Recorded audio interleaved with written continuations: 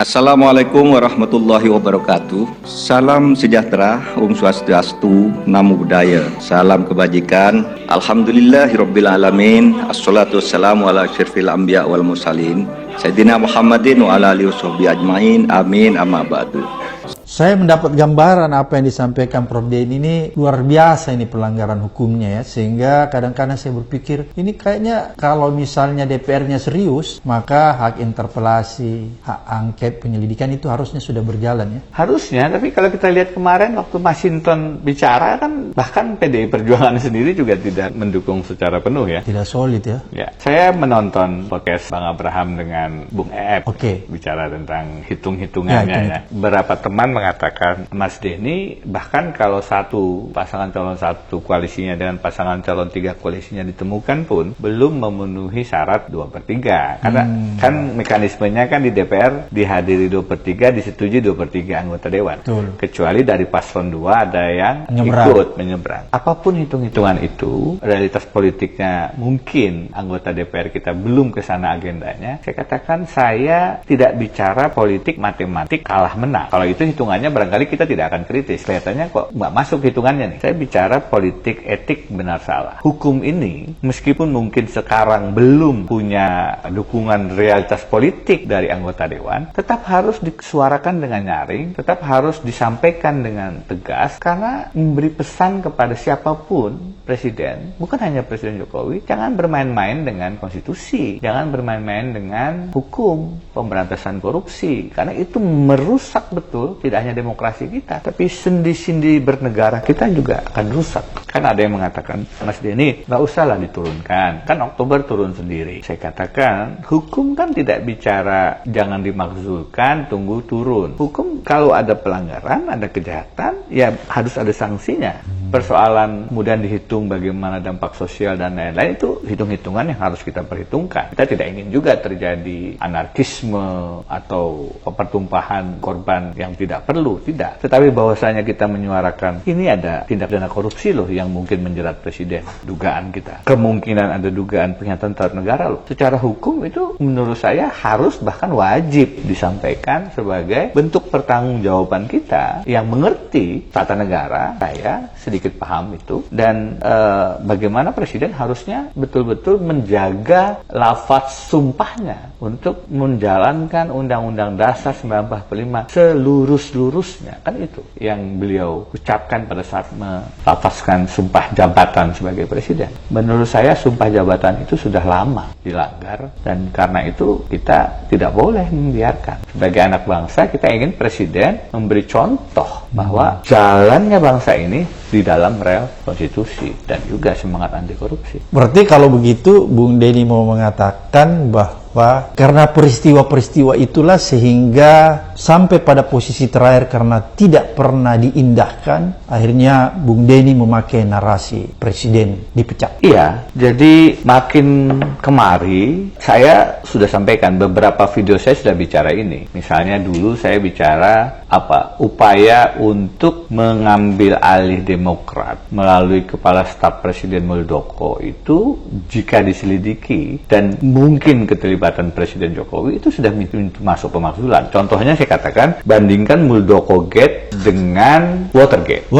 Watergate di Amerika Serikat, Nixon mundur di tahun 70-an itu karena kantor Demokrat dipasang alat sadap menjelang pemilihan presiden. Hanya gara-gara dipasang alat sadap untuk tahu strateginya kira-kira apa dia. Itu menyebabkan Presiden Nixon akhirnya terlempar dari kantor presiden. Mengundurkan diri karena jika tidak mundur, dia akan dimakzulkan. Bayangkan jika ada upaya melalui Kepala Staf Presiden bukan memasang alat sadap, tapi mengambil alih partai. Itu kan lebih parah daripada menaruh alat sadap. Jadi saya katakan, orang mengatakan itu kan Pak Muldoko sebagai Kepala Staf Presiden, bukan Presiden Jokowi. Presiden Jokowi bisa bilang, Pak Muldoko, saya berangkat dari partai yang dicawe-cawe di zaman Orde Baru. PDI Perjuangan, pimpinan Ibu Megawati, itu punya sejarah dicawe-cawe pada saat Orde Baru. Hentikan, jangan cawe-cawe partai. Hormati independensi partai. Hormati otonomi partai. Presiden Jokowi bisa ngomong begitu. Membiarkan saja by omission itu sudah menunjukkan ada blessing, dan sulit membayangkan bahwa tidak ada interaksi komunikasi antara Kepala Staf Presiden Muldoko dengan Presiden Jokowi. Lagi-lagi ini harus dibuktikan melalui proses penyelidikan untuk mengetahui apakah ada dan memang terbuka pintu pemakzulan. Jadi sejak lama saya sudah bicara ini. Kenapa kemudian berubah menjadi pemecatan? Karena memang awalnya kita ingin tetap memberi ruang penghargaan, penghormatan. Kita pakai bahasa Inggris, impeachment, pemakzulan, pemberhentian. Tetapi kok kelihatannya Presiden Jokowi relatif tampil dengan tidak ada itu. Kenapa diangkat sekarang Pak Agus? Di agenda tidak ada. Di agenda tidak ada bukan berarti tidak ada intervensi. Memang justru dengan tidak ada di agenda itu, justru bisa membuktikan memang ada apa-apa. Pertemuan itu direncanakan tersembunyi. Sehingga justru lebih layak untuk dipertanyakan. Dan yang harus kita ketuk di sini adalah pintu hatinya Menseknek Pak Pratikno, orang yang saya hormati sebagai sesama akademisi dari Universitas Gadjah Mada juga. Rektornya Prof. Denny ya. Benar. Saya yakin Pak Pratikno pada saat menyebut lupa, kabarnya beliau katakan lupa ya, itu juga mengirim pesan bahwa ya perlu dilakukan checking lebih jauh nih. Mungkin beliau perlu dibantu sehingga bisa melawan lupanya itu. Jadi itu jelas ya, posisi kasus Agus Raharjo ini sebenarnya telak ya, kalau misalnya bisa dibuktikan lagi-lagi ya. Saya menulis di pesan sosial media saya, kalau membandingkan kejujuran Presiden Jokowi dengan Ketua KPK Agus Raharjo, saya dengan segala hormat lebih memberi bobot kepada Pak Agus untuk diberi level kepercayaan lebih tinggi. Karena tadi Pak Jokowi dalam banyak kesempatan menunjukkan bahwa beliau, kalau orang bilang kan kalau Presiden mengatakan kiri sebenarnya ke kanan kan gitu kan. Itu yang sekarang sering muncul di berbagai komentar di sosial media. Saya meyakini itu. Ya, misalnya beliau mengatakan tidak akan membangun koalisi, masa semua dibangun kan begitu. Koalisi mesti ada. Tapi pada ujungnya kan oposisi dimatikan. Misalnya katanya ingin menguatkan KPK, ternyata melemahkan KPK faktanya. Misalnya katanya ingin cawe-cawe untuk kepentingan bangsa dan negara, politparesnya. Ternyata kan cawe-cawenya untuk kepentingan dinasti dan keluarganya, menurut saya. Sehingga saya akhirnya memang dengan agak lugas menulis ini sebenarnya Jokowi. Ingat gak merek tas itu yang KW-KW itu?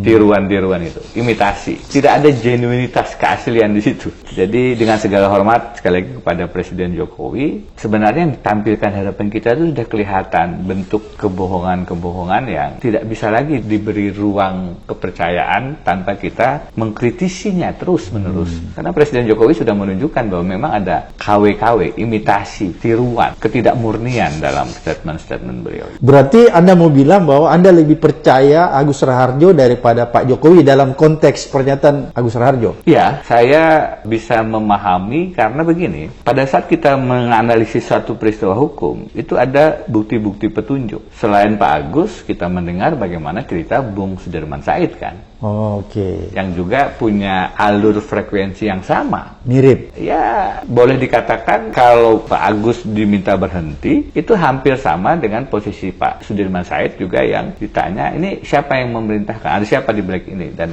kemarahan itu juga diceritakan kan oleh Bung Sudirman Said akhirnya. Dan bahwasanya dalam kasus Papa minta saham, yang terpental adalah seorang Sudirman Said, yang menurut saya adalah gambaran dari sedikit tokoh kita yang menjaga integritas, itu menunjukkan Pak Jokowi tidak bisa mempertahankan menteri dia yang seharusnya justru beliau lindungi pada saat berhadapan dengan mafia parlemen, mafia migas, mafia tambang Freeport.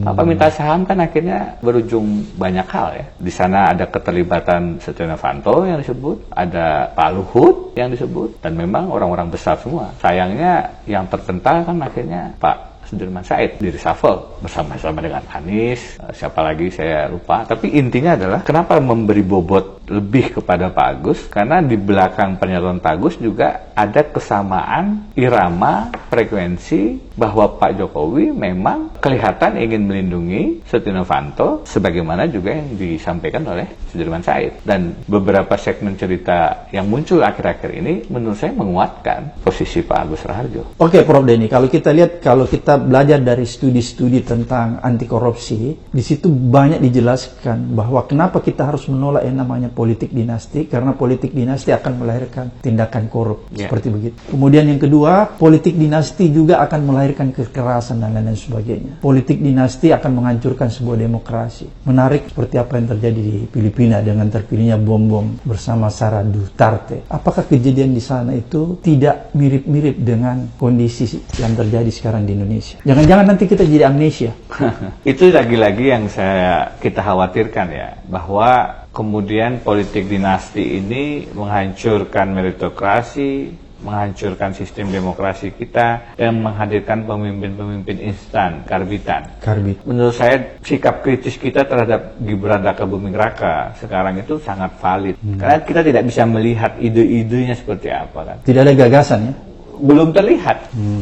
Bagaimana nanti debat calon wakil presiden, mudah-mudahan bisa lebih kelihatan. Tapi sejauh masa kampanye ini kelihatan beliau tidak punya gagasan. Kan bisa dilihat dari track recordnya, rekam jejaknya. Tidak ada menurut saya, masih kosong. Kosong ya? Tidak ada sesuatu yang bisa dijadikan ukuran. Solo berhasil. Itu kan anggaran dari pusat dan support BUMN yang membangun kota Solo. Bukan, menurut saya tidak bisa itu diberikan kredit terhadap kepemimpinan Gibran.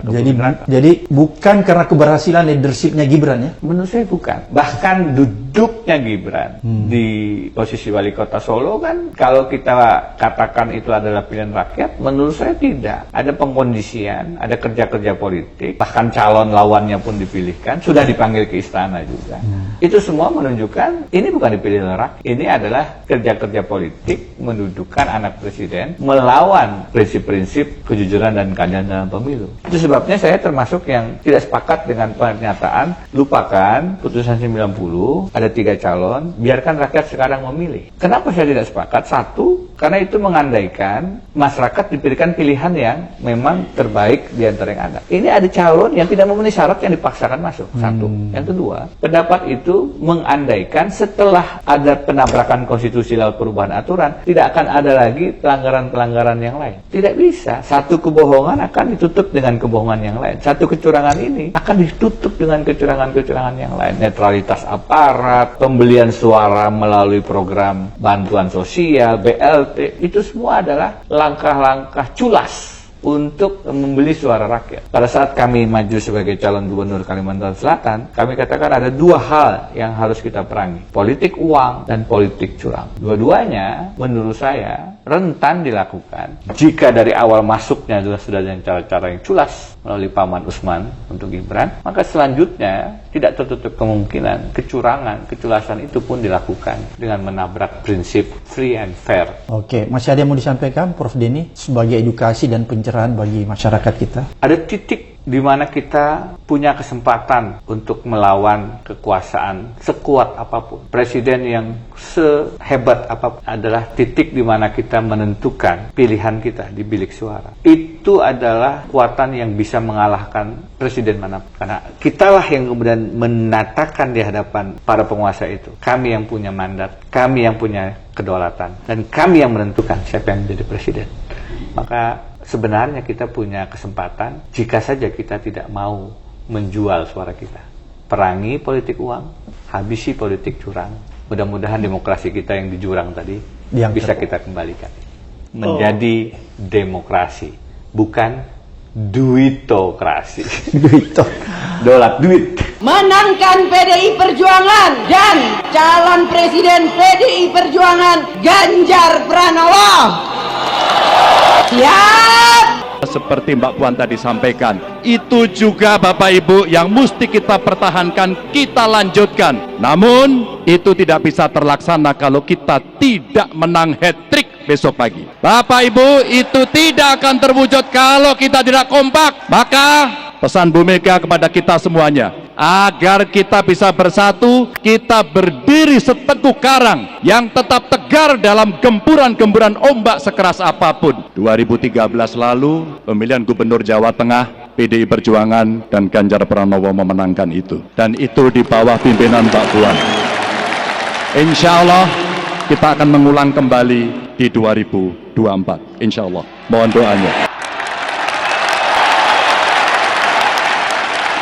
Semoga Allah senantiasa menuntun kita di jalan yang diridhoinya. Aku qouli hadza, astaghfirullah li wa lakum. Wassalamualaikum warahmatullahi wabarakatuh.